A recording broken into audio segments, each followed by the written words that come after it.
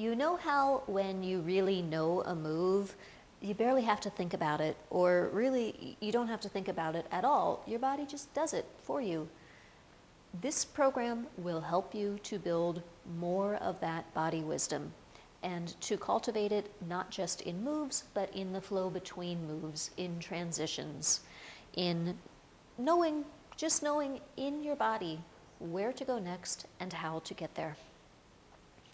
We are looking today at cultivating body wisdom or instinct or intuition, specifically in the context of isolations that either open or close the hip. This tiny articulation, open, close, is embedded in a great deal of vocabulary, and we are going to find it in deep knee bends, weighted twist open, weight changing twist open,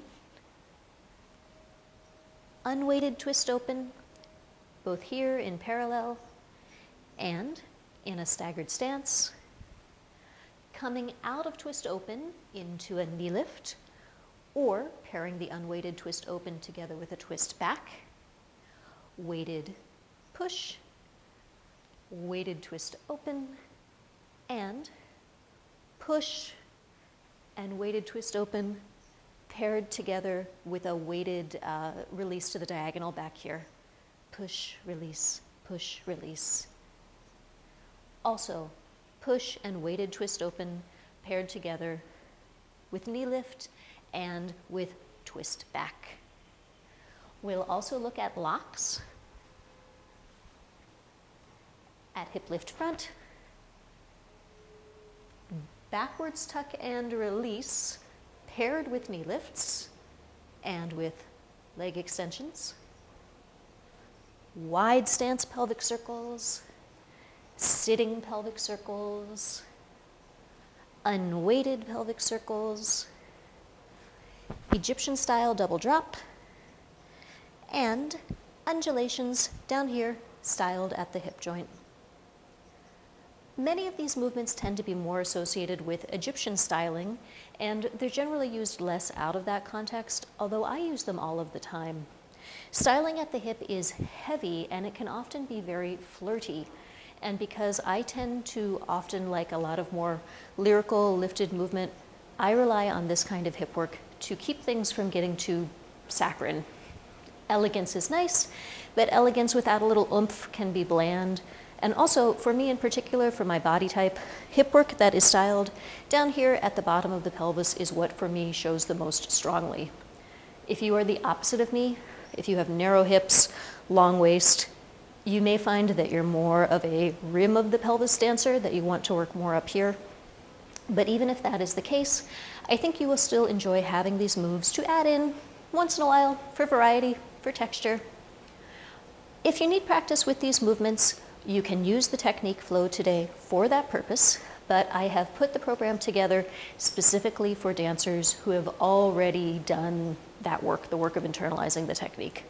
This is a program to help you level up, and what happens at that next level is that you are going to hand over the steering wheel to the body and just let the body lead.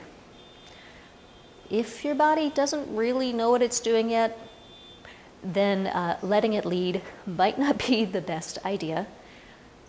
If you're still practicing, probably you should also be participating up here, remembering instructions, searching out ideas, considering options, making decisions, evaluating the cleanness of your movements, evaluating your precision.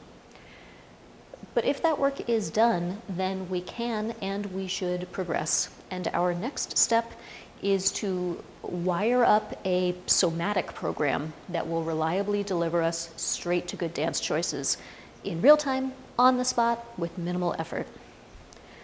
To get instinctively coherent, instinctively deft, we need to train the body to recognize deep connections and to navigate through movements through these connections. For this program in particular, we're going to use purposefully sequenced repetition to build a maximally efficient somatic organizational schema around hip open and hip close.